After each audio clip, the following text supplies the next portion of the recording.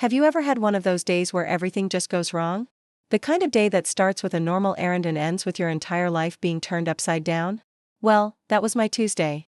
I'm Anya, and I'd just had a massive argument with my husband, Marcus, about his endless business trips. He claimed he was going to a crucial client meeting, but my gut was screaming something else. Despite the tension, we needed groceries, so we headed to the store. The sky was already bruised with angry purples and grays, and the wind was picking up, whipping my hair across my face as we pulled into the parking lot. Marcus, ever the gentleman when it suited him, grumbled about the rain starting. "I'll just run in and grab the essentials, you wait here," he said, already halfway out of the car. He didn't even wait for my reply, just slammed the door and jogged into the automatic sliding doors, disappearing into the fluorescent glow of the supermarket. I watched him go, a knot of unease tightening in my stomach. The first fat drops of rain began to splatter on the windshield, quickly turning into a torrential downpour.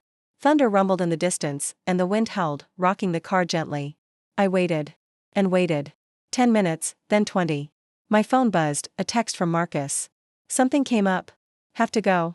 You take care of yourself." My blood ran cold. Something came up? In a storm? And he just left me? My fingers trembled as I tried to call him, but it went straight to voicemail. Again. And again. The paper fluttered to the passenger seat as my hand went numb. He wasn't coming back, was he? The silence in the car was deafening, punctuated only by the drumming of rain on the roof and the occasional crack of thunder. My mind raced. This wasn't just about a grocery run, this was Marcus. This was our 5 years of marriage. And in a flash, it all clicked into place, the late nights, the hushed phone calls, the increasingly distant demeanor. This wasn't a sudden emergency, this was planned. My phone buzzed again, ripping me from my daze. A notification. With a surge of desperate hope, thinking it might be Marcus finally coming to his senses, I quickly checked it. Instead, it was an Instagram alert. Marcus's sister, Amelia, had tagged him in a photo. With trembling fingers, I opened the app. The image knocked the wind from me. Marcus, standing on a pristine beach, his arm around a young blonde woman I recognized as Chloe, his new assistant he'd mentioned increasingly often these past months. They were holding what looked like tropical cocktails, toasting the camera. The caption read, #New Beginnings #Island Escape with it Marcus Sterling and family. Family. The word stung like salt in an open wound. I scrolled through more photos. There was Marcus's mother, Evelyn, sipping a drink by a pool, looking anything but like someone who needed a break from anything. Another photo showed Marcus and Chloe at what appeared to be a romantic candlelight dinner. The post was timestamped 2 days ago, which meant this had been planned long before he left me in the grocery store parking lot. "Find something interesting?" A deep, raspy voice asked from the driver's seat. I jumped, nearly dropping my phone. I turned to see an elderly man, impeccably dressed in a chauffeur's uniform, watching me with eyes far too alert for someone his age. I hadn't even noticed him get in. My breath hitched. "They're on a vacation," I managed, my voice barely audible. "With Chloe from his office." The one he said was just a colleague. My voice cracked. They'd been planning this while I was buying groceries and taking time off work for what I thought was our future. The chauffeur nodded grimly. "Chloe's been in the picture for at least 6 months. She's called the house asking for Marcus several times."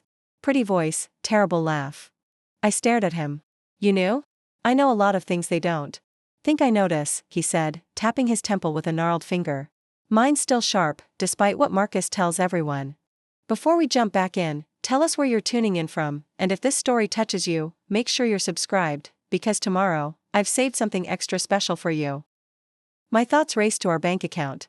With shaking hands, I opened our banking app. 3 days ago, $7,500 withdrawal. Almost our entire savings. Money we'd been putting aside for a down payment on a house, the house Marcus had promised we'd start looking for after the holidays. "He took our savings," I whispered, showing the chauffeur the screen. "All of it." The chauffeur, whose name I now knew was Arthur, wasn't surprised. "They've been doing the same to me for years," he said, his voice a low rumble.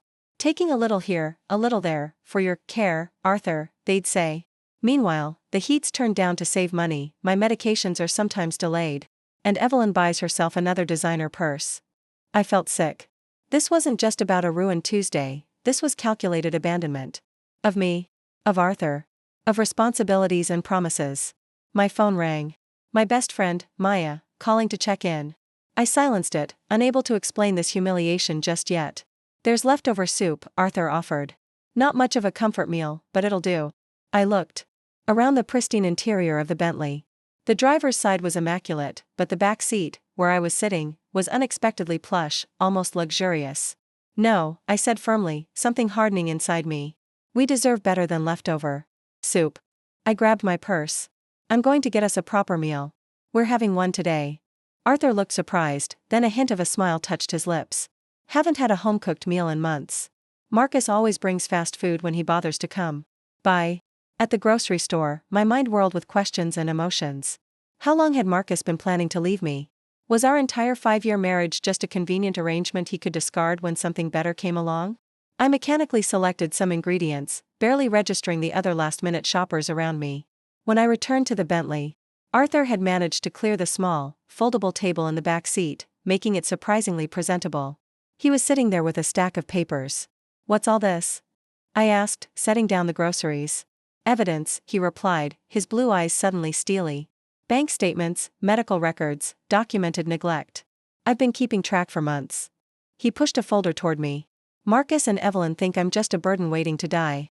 They don't know I've been watching them strip my accounts while providing minimum care." I glanced at the papers, detailed notes, account statements showing suspicious transfers, copies of medical recommendations that had been ignored. "Why are you showing me this?" I asked, unsettled by his methodical documentation. Arthur leaned forward, suddenly looking less frail. "Because you've been wrong too, Anya. And because I don't have much time left." He tapped a medical report. "Terminal cancer. 3 months at most." I sat down heavily in the passenger seat, across from him. "I'm so sorry, Arthur." He waved away my sympathy. "Don't be sorry. Be smart." He looked at me with unexpected intensity. "They think they've left you with a burden, but they've actually given us an opportunity." "An opportunity for what?" Arthur's thin lips curved into a smile that transformed his face. "For justice." He reached for an envelope and slid it across the table. "Inside is my real will and trust documents. Not the one Marcus and Evelyn think exists." I didn't touch the envelope. "Arthur, I don't understand." He leaned back in his seat and studied me.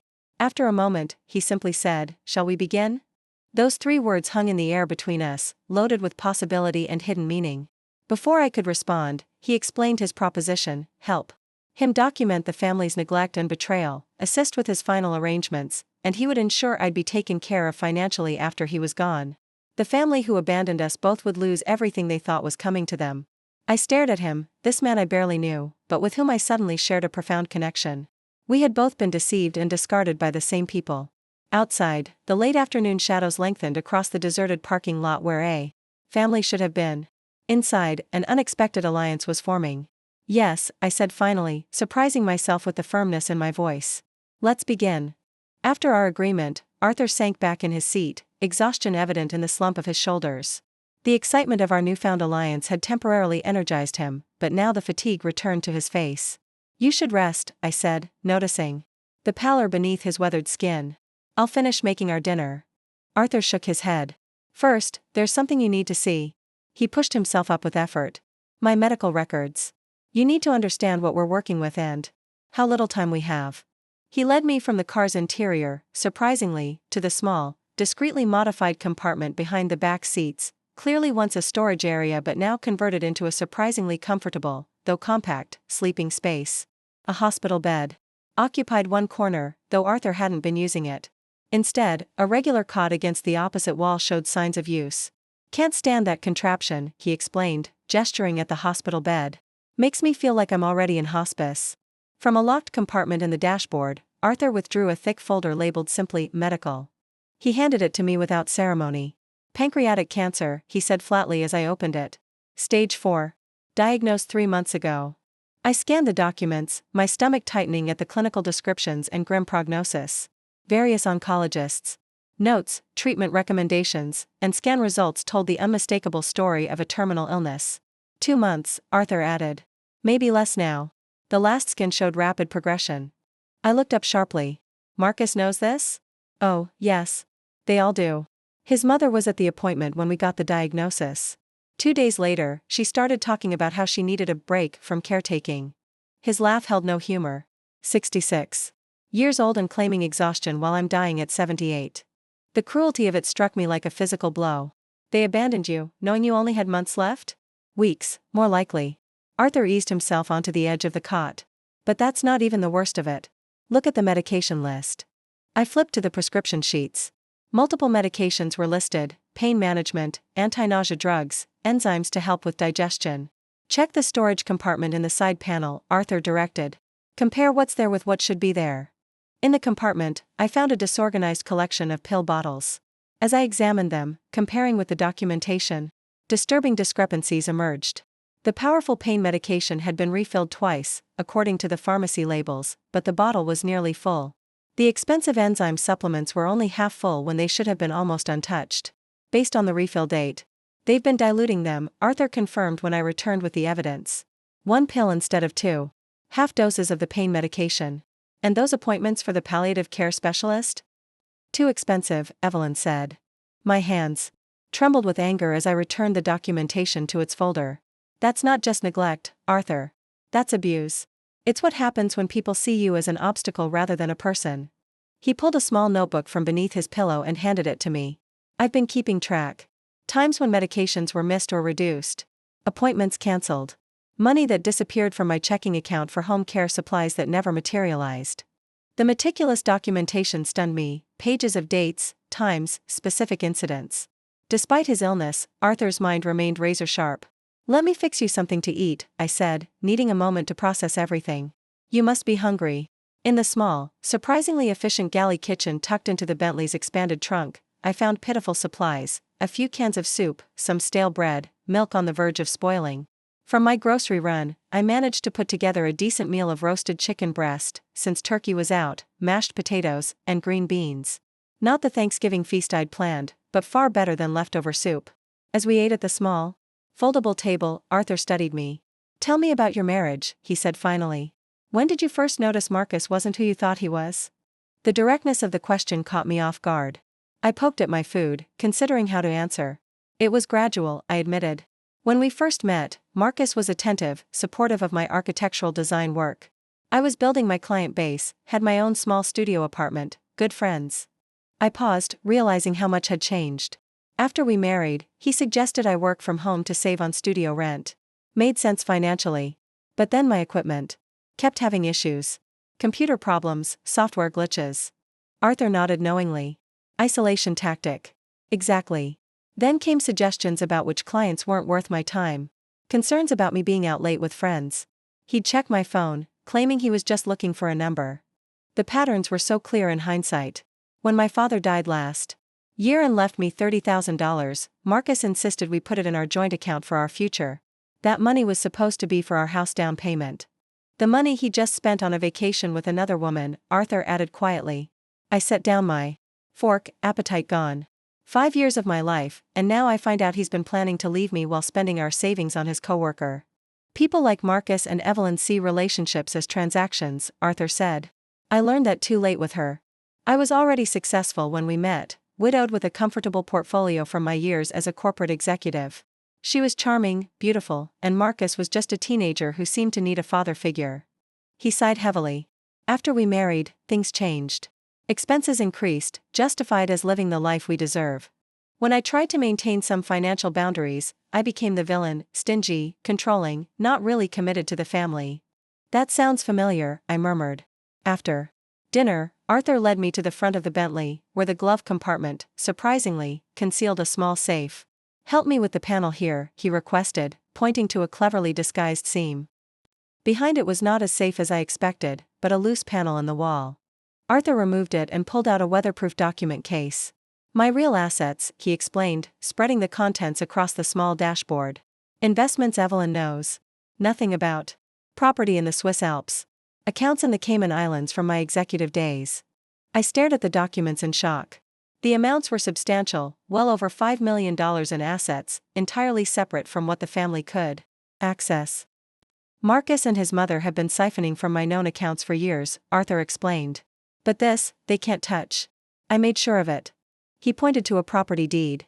This Bentley, it's not in my name or Evelyn's. It's owned by one of my holding companies. They think they're inheriting it. They're not. Does Marcus know any of this? I asked, stunned by the extent of Arthur's hidden wealth. Not a cent. Even my attorney doesn't know the full picture. Only my financial advisor in Zurich, and he's been sworn to secrecy. Arthur's eyes held a fierce determination I hadn't seen before. I always knew Marcus's true character. He's just like his mother, charming to your face while reaching for your wallet. I just never thought he would do the same to his wife. The next morning brought another development, a discreet visit from Eleanor Vance, Arthur's attorney. A stern woman in her 60s with impeccable silver hair and penetrating green eyes, she arrived in a sleek black sedan, carrying a briefcase full of legal documents. "So, you're the abandoned wife," she said, assessing me with a frank gaze. "Arthur called me last night. Said you were an unexpected ally."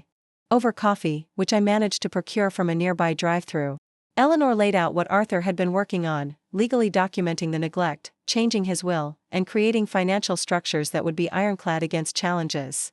"We need to finalize several documents," Eleanor explained. "Transfers that need witnessing, medical powers of attorney, final amendments to the will." I offered to help organize the evidence Arthur had collected. My architectural design background made me good with digital organization and documentation. "Perfect," Eleanor nodded approvingly. "We'll need everything properly cataloged for when they inevitably contest the will." That evening, after Eleanor left with the signed documents, Arthur and I sat in the surprisingly spacious rear of the Bentley, with a tablet Arthur had pulled from a hidden compartment.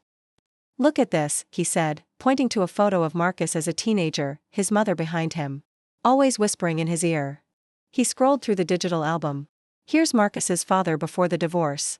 Notice how miserable he looks? Evelyn did to him what Marcus is doing to you." Page after page revealed patterns I recognized from my own marriage: subtle control, financial manipulation, the caring facade that dropped when money was involved. "It's like seeing my own life from the outside," I whispered.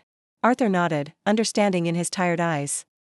"That's why we need to stop them now, before they do this to someone else." In that moment, our alliance solidified into something deeper than convenience or mutual benefit. We were two people who had been betrayed by the same people, now united in seeking justice. "We're not just getting revenge," Arthur said, closing the album gently. "We're making things right." I reached over and squeezed his thin hand. "Yes. For both of us." The next morning I woke with renewed purpose. Arthur and I had stayed up late strategizing, and now it was time to put our plan into action. After checking on Arthur, who was having a relatively good day despite his condition, I made a quick breakfast from our limited supplies and laid out our priorities.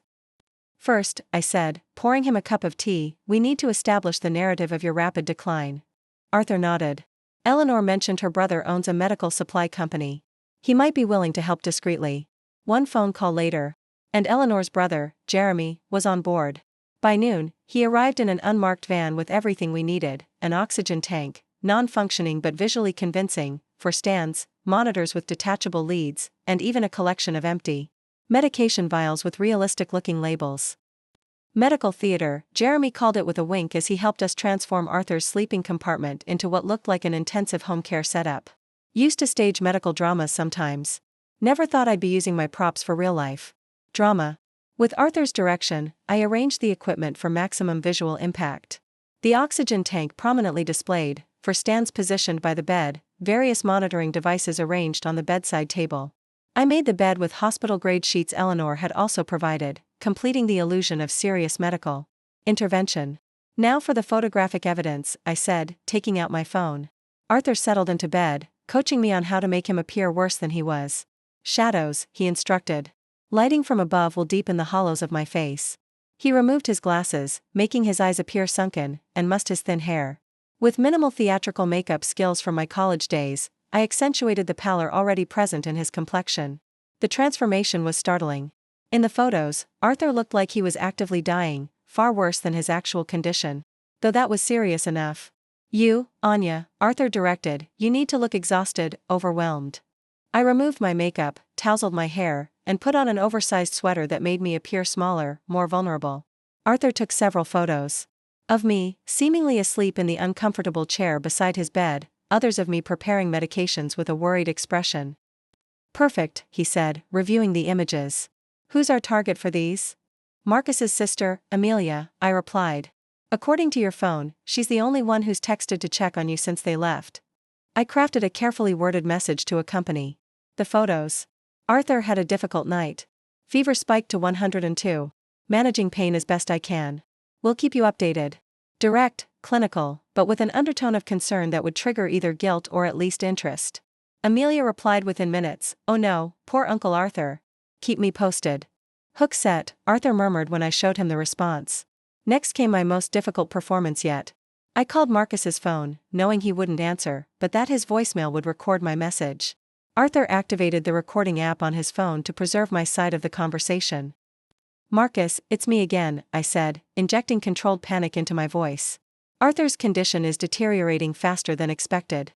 The hospice nurse is concerned about his breathing. Please call me back as soon as you can." I paused, then added, "With just the right tremor, I really need your support right now." I made similar calls every few hours, each message increasingly urgent, each carefully recorded. Between calls, I created a detailed medical log with fictional but realistic episodes, temperature spikes, pain breakthroughs, respiratory difficulties. I backdated some entries to create a consistent narrative of decline beginning before they even left on their cruise. "You should have been an actress," Arthur commented as I showed him the log. "I prefer to think of it as creative nonfiction." I replied with a grim smile. "Every good story needs documentation." Around 4 o'clock that afternoon, our planning was interrupted by a knock on the tinted windows of the Bentley. I opened the door to find an elderly woman holding a covered casserole dish. "I'm Betty Vance from next door," she announced. "Thought you might need some dinner. Looking after Arthur is a full-time job, I imagine." I invited her in, grateful for both the food and the unexpected opportunity she presented. Over coffee, Mrs. Vance revealed herself as a potential goldmine of information and support. "Been watching that family for years," she confided, lowering her voice as though Arthur might overhear from his compartment, though he was actually resting. "The way they treat that poor man. Your husband is no better than his mother, if you don't mind my saying so." "I don't mind at all," I assured her. "I'm discovering exactly what kind of family I married into." Mrs. Vance patted my hand. "Arthur was so good to that boy, you know? Paid for his college, bought him his first car. And how does Marcus repay him? By taking off on vacation while his stepfather is dying." I let my genuine anger and hurt show. "They left me a text message. Just a text, telling me to take care of him." "Shameful," Mrs. Vance declared. "Absolutely shameful. You know, the whole neighborhood has noticed. Last month, when Arthur fell in the yard, it was my Harold who helped him up. Marcus was inside watching TV, ignored our knocks completely. By the time she left, Mrs. Vance had promised to spread the word among the neighbors that Arthur needed support and visitors while his family was selfishly gallivanting on a beach." I carefully documented her statements and the date of her visit. Over the next 2 days, 5 more neighbors visited, each with their own stories of witnessing Marcus's neglect of Arthur. Each visit strengthened our case and provided additional witnesses to both Arthur's apparent decline and the family's absence during what they believed to be his final days. I will continue the story, ensuring each part remains within the 1,000 to 1,500 word limit and includes the second CTA at the appropriate point. On Saturday morning, Eleanor returned with the final documents for the asset transfers. We drove Arthur in the Bentley to the local bank where he'd been a customer for over 30 years. The manager, Mr. Jenkins, greeted him warmly. "Arthur, good to see you out and about. How are you feeling?" "Getting my affairs in order, Richard," Arthur replied, his voice deliberately weaker than usual. Memory still sharp, even if the body's failing. In the privacy of the manager's office, Arthur officially transferred control of his hidden assets to a series of trusts that would benefit me and several elder care charities. Mr. Jenkins watched with sympathy as Arthur's shaking hand signed each document. "Your stepson was in last week," the manager mentioned casually as we completed the paperwork. "Asking about your accounts." I reminded him that without proper authorization. Arthur smiled thinly. "Always planning ahead, that boy.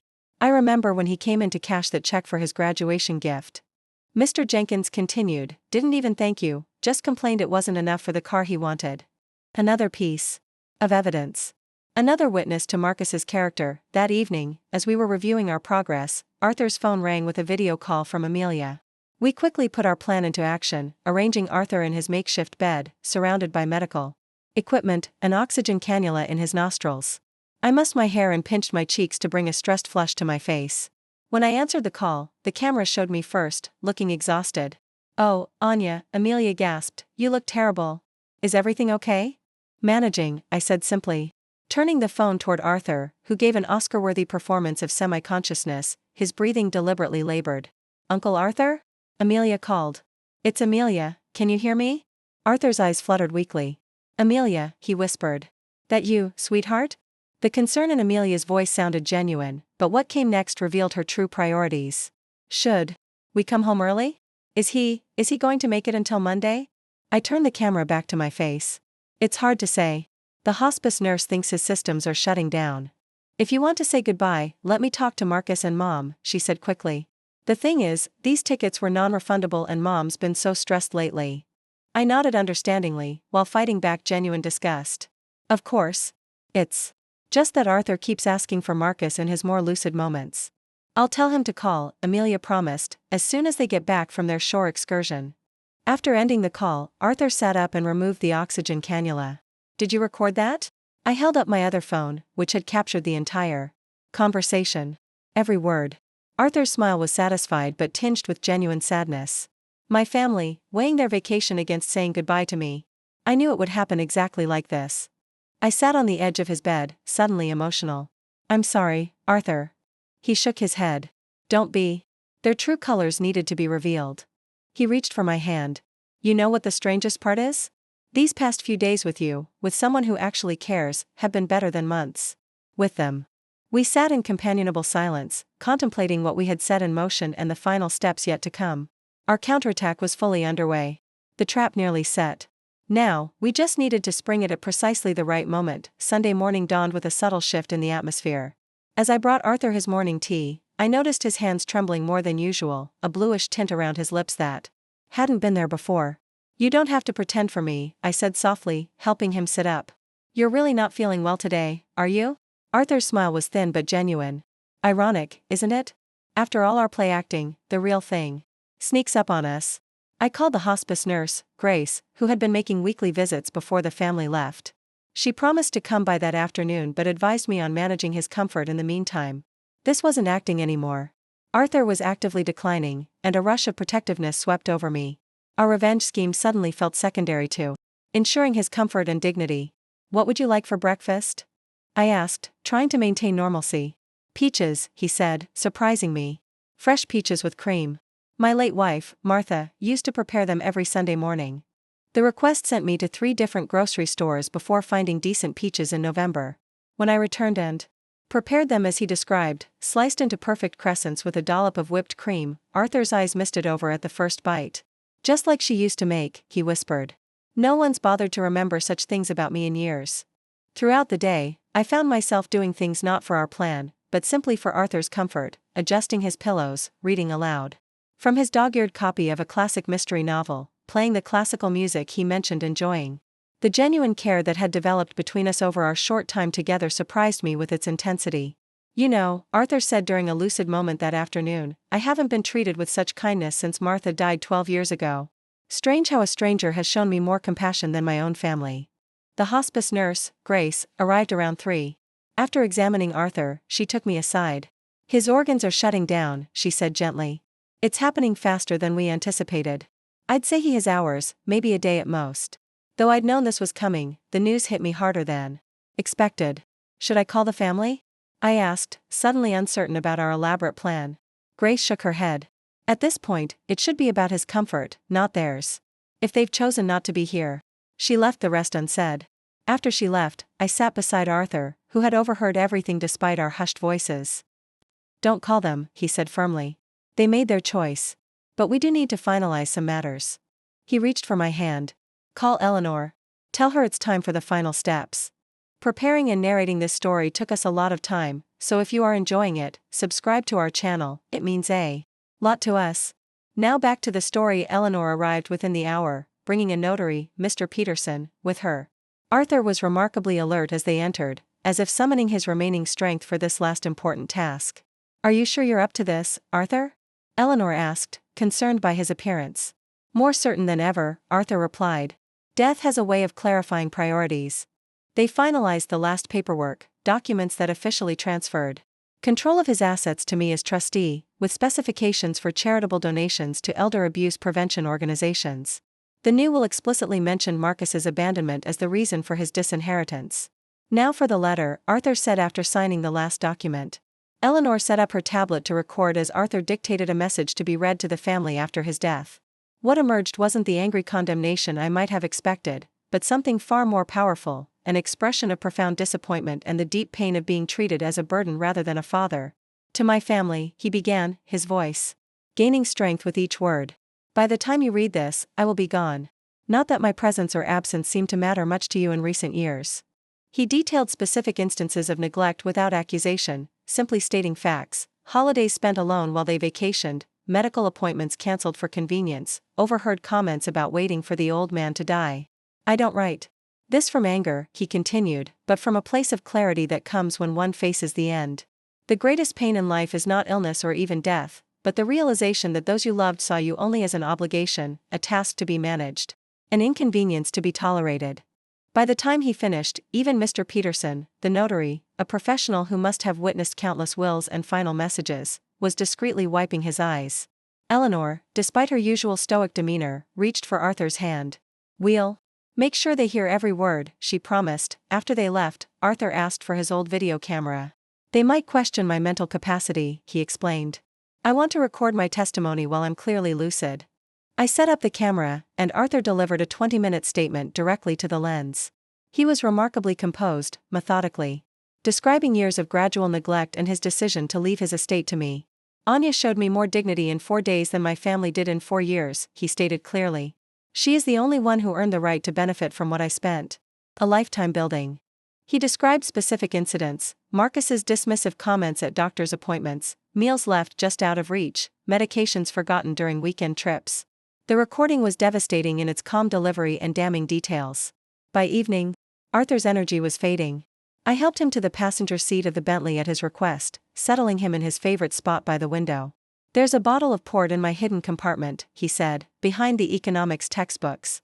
Martha used to prepare them every Sunday morning." The request sent me to 3 different grocery stores before finding decent peaches in November. When I returned and prepared them as he described, sliced into perfect crescents with a dollop of whipped cream, Arthur's eyes misted over at the first bite. "Just like she used to make," he whispered. "No one's bothered to remember such things about me in years." Throughout the day, I found myself doing things not for our plan, but simply for Arthur's comfort: adjusting his pillows, reading aloud from his dog-eared copy of a classic mystery novel, playing the classical music he mentioned enjoying. The genuine care that had developed between us over our short time together surprised me with its intensity. "You know," Arthur said during a lucid moment that afternoon, "I haven't been treated with such kindness since Martha died 12 years ago. Strange how a stranger has shown me more compassion than my own family." The hospice nurse, Grace, arrived around 3. After examining Arthur, she took me aside. "His organs are shutting down," she said gently. "It's happening faster than we anticipated. I'd say he has hours, maybe a day at most." Though I'd known this was coming, the news hit me harder than expected. "Should I call the family?" I asked, suddenly uncertain about our elaborate plan. Grace shook her head. "At this point, it should be about his comfort, not theirs. If they've chosen not to be here." She left the rest unsaid. After she left, I sat beside Arthur, who had overheard everything despite our hushed voices. "Don't call them," he said firmly. "They made their choice. But we do need to finalize some matters." He reached for my hand. "Call Eleanor. Tell her it's time for the final steps." Preparing and narrating this story took us a lot of time, so if you are enjoying it, subscribe to our channel, it means a lot to us. Now back to the story. Eleanor arrived within the hour, bringing a notary, Mr. Peterson, with her. Arthur was remarkably alert as they entered, as if summoning his remaining strength for this last important task. "Are you sure you're up to this, Arthur?" Eleanor asked, concerned by his appearance. "More certain than ever," Arthur replied. "Death has a way of clarifying priorities." They finalized the last paperwork, documents that officially transferred control of his assets to me as trustee, with specifications for charitable donations to elder abuse prevention organizations. The new will explicitly mention Marcus's abandonment as the reason for his disinheritance. "Now for the letter," Arthur said after signing the last document. Eleanor set up her tablet to record as Arthur dictated a message to be read to the family after his death. What emerged wasn't the angry condemnation I might have expected, but something far more powerful: an expression of profound disappointment and the deep pain of being treated as a burden rather than a father.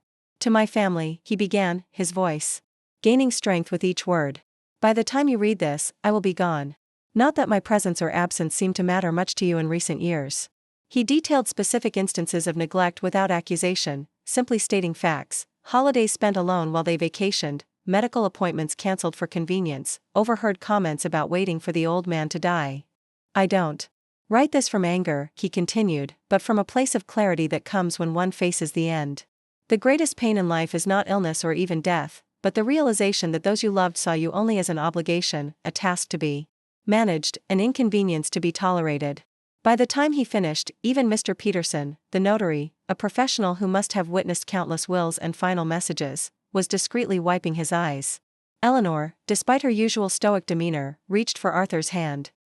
"We'll make sure they hear every word," she promised. After they left, Arthur asked for his old video camera. "They might question my mental capacity," he explained.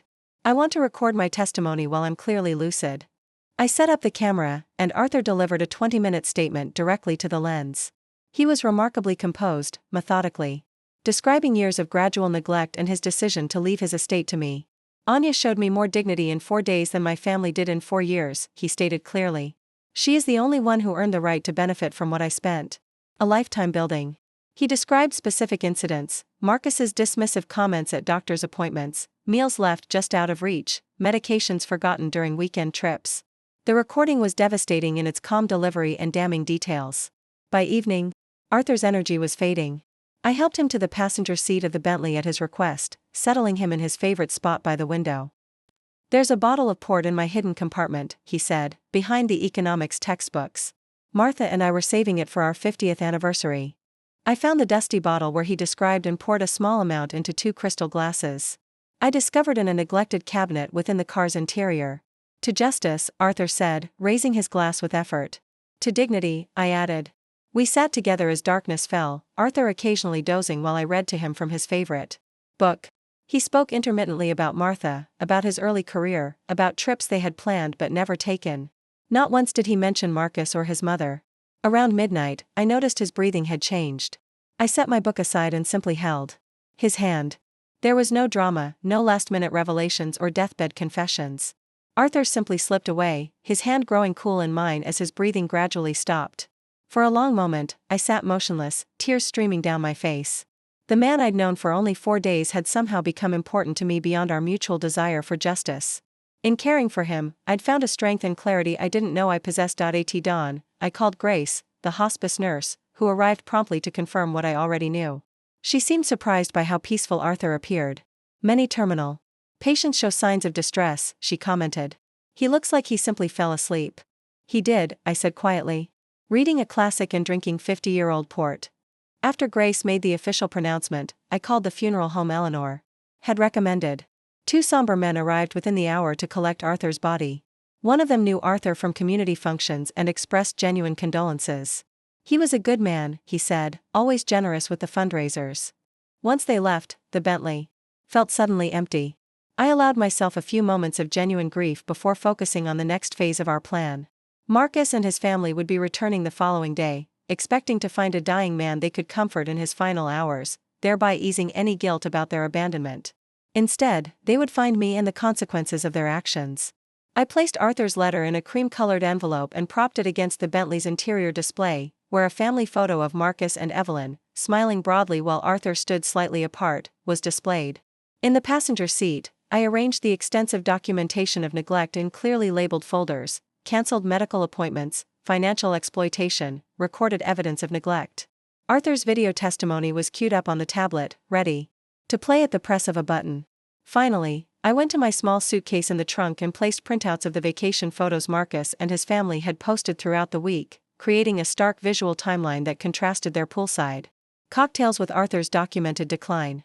Everything was arranged for maximum impact when they returned, a carefully orchestrated revelation that would ensure they faced the full weight of their choices. Sitting in the driver's seat of the silent Bentley, still parked in the grocery store lot, I felt a profound sense of purpose. This wasn't just about revenge anymore, it was about justice for a man who deserved far better than he'd received from those who should have cared for him most. "It's done, Arthur," I said softly to the empty car. "They'll understand exactly what they've lost." I spent Monday morning in a strange calm, waiting for the inevitable. Around noon, I heard the familiar sound of a luxury SUV pulling into the grocery store parking lot, followed by laughter and chatter. Marcus and his family had returned from their island escape. Taking a deep breath, I smoothed down the simple black dress I'd purchased the day before and positioned myself in the Bentley, where Arthur's empty seat stood like an accusation. The car doors opened. Marcus stepped out first, looking tanned and relaxed, his mother Evelyn right behind him, followed by Amelia and Chloe, the colleague who was clearly more than that. They were all sunburned and smiling, arms laden with duty-free shopping bags and tacky souvenirs. "Anya, honey, we're home," Marcus called out, his voice cheerful until he saw me sitting in the Bentley, my expression solemn. His smile faltered. "What's with the funeral get-up?" Evelyn pushed past him, dropping her designer handbag on the ground beside the car. "Where's Arthur? Is he napping?" Her tone was casual, as if inquiring about a pet rather than her dying stepfather. "Arthur passed away Saturday night," I said quietly. The shopping bags in Marcus's hands dropped to the asphalt. Chloe, uncertain what to do, took a step back toward her car. "What do you mean, passed away?" Evelyn demanded, as if I'd made a mistake in vocabulary. "He died peacefully in his sleep around midnight," I continued, maintaining my composure. "The funeral service was yesterday afternoon. Many of your neighbors attended, along with Arthur's friends from his executive days. Quite a lovely turnout, actually." Marcus's face cycled through shock, disbelief, and then, most tellingly, calculation. "You held the funeral without us?" "Without his family?" "His family was invited," I replied. "I left multiple messages about his declining condition. You chose not to respond." Amelia stepped forward, her face pale beneath her tan. "I told you about that call, Marcus. I said Uncle Arthur looked really bad." Marcus waved her off impatiently. This is unbelievable. We need to sit down." "Yes," I agreed. "We do." I gestured to the organized chaos in the Bentley's passenger compartment, where Arthur's letter waited on the small foldable table. They filed in silently, nobody wanting to sit in Arthur's seat, which stood empty like an accusation. "There are some things you need to know," I said, picking up the cream-colored envelope. "Arthur left this letter to be read to you upon your return." "Did he change his will?" Evelyn interjected bluntly. "Is that what this is about?" I met her eyes directly. "Perhaps you should hear his words first." I unfolded the letter and began reading Arthur's message. His disappointment flowed through my voice, the holidays spent alone, the doctor's appointments cancelled for convenience, the overheard comments about waiting for the old man to die. As I read, I watched their reactions. Evelyn's face hardened. Defensively. Marcus fidgeted, avoiding eye contact with anyone. Amelia looked increasingly uncomfortable. "The greatest pain in life," I read, "is not illness or even death, but the realization that those you loved saw you only as an obligation. A task to be managed, an inconvenience to be tolerated." When I finished, a heavy silence filled the small space. Chloe, clearly wishing to be anywhere else, stared at her feet. Finally, Marcus cleared his throat. "Look, Dad was confused at the end. His medication, Arthur was perfectly lucid." I interrupted. "In fact, he made a video statement you might want to see." "This is ridiculous," Evelyn declared. "Some end-of-life ramblings from a sick old man don't change the legal realities. Marcus is his next of kin. And actually," I said, standing up, "there's more you should see." I led them to the trunk compartment where I'd arranged the evidence files. Marcus's eyes widened as he took in the meticulous documentation laid out in chronological order. "What is all this?" he demanded. "Evidence," I replied simply. "Of financial exploitation, medical neglect, and abandonment." I opened the first folder, revealing bank statements with highlighted transfers. Arthur kept detailed records of every dollar taken from his accounts for supposed care expenses that were never provided. Evelyn snatched up one of the statements. "He gave us that money. Were you caring for him by leaving him alone during a storm with inadequate medication, no food, and the heating turned down to 17 degrees Celsius?" I asked, opening another folder containing the timeline of their departure preparations. "There are statements from 6 different neighbors who witnessed his neglect. And then there's this." I pressed play on the tablet, and Arthur's video testimony began.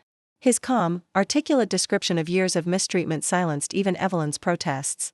Marcus's face grew increasingly pale as Arthur described specific incidents: medications diluted, appointments cancelled, disparaging comments made when they thought he couldn't hear. "This is all a setup," Marcus finally sputtered, jabbing a finger toward me. "She manipulated a dying man." The car door suddenly opened. Perfect timing. Eleanor stood on the doorstep of the Bentley, notary Mr. Peterson beside her. "Am I interrupting?" she asked with professional coolness. "Not at all," I replied. "The family has just returned and was reviewing Arthur's final message." "Excellent. Then I can proceed with the official notification." Eleanor placed her briefcase on the Bentley's hood and removed several documents. As executive of Arthur Sterling's estate, I'm here to inform you of the provisions of his final will and testament. Marcus straightened, composing himself.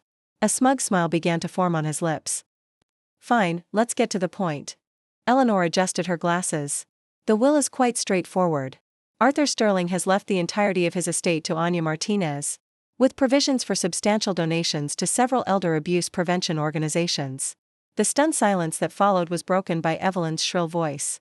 That's impossible. We're his family. The will explicitly cites abandonment and neglect as reasons for disinheritance, Eleanor continued calmly. It has been properly witnessed, notarized, and filed with the court. She paused. Mr. Sterling was examined by 2 separate physicians who certified his mental competence at the time of signing. Marcus's smugness evaporated. This is fraud. We'll contest it. You're welcome to try, Eleanor replied, unfazed. However, given the extensive documentation of neglect, the video testimony, and witness statements, I would advise against it. You'd only be spending money you don't have. What do you mean, money we don't have? Evelyn demanded. Eleanor exchanged a glance with me before continuing. The properties you currently occupy, including your primary residence, belong to the Sterling Family Trust, which is now under Anya's control as trustee. Furthermore, the investment accounts you've been drawing from have been frozen pending audit for potential financial abuse. Marcus's face drained of all color. That's not possible. The house is mine. Dad promised. Arthur promised nothing, I interjected. You assumed. There's a difference. The implications were sinking in. Marcus had spent their savings on the vacation, counting on his inheritance to cover their mounting debts. The house they lived in wasn't his to sell or borrow against. What about our college funds? Amelia asked in a small voice. Grandpa set those up for us. Marcus couldn't meet his sister's eyes. Eleanor answered gently. Arthur provided funds to your father for that purpose several years ago. However, those accounts were never established. Amelia turned to Marcus, horror dawning on her face. You spent our college money? The family erupted into accusations and denials.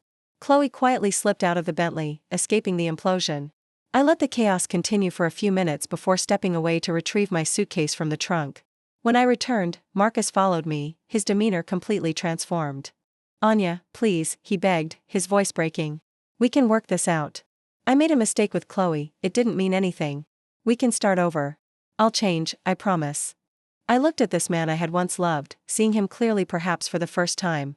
Behind the handsome features and practiced charm was someone who had never truly cared for me or anyone but himself. Calmly, I removed my wedding ring and placed it in his palm, followed by the keys to our apartment. You left him to die, I said quietly. Now you get nothing. Including me. I walked toward the open door of the Bentley, suitcase in hand. Marcus's pleas turned to threats as he followed me. You won't get away with this. I'll fight it in court. You manipulated a sick old man. At the doorway, I turned back briefly. Everything was done legally. You taught me one valuable lesson in our marriage, Marcus, always keep receipts.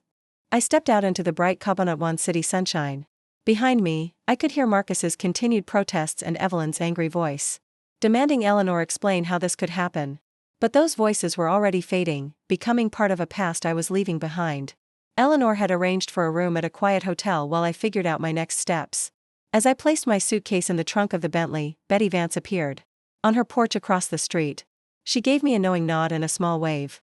I waved back, feeling a surprising lightness despite the emotional weight of the past few days. Arthur's final gift wasn't just financial security, though that would certainly help me rebuild my life.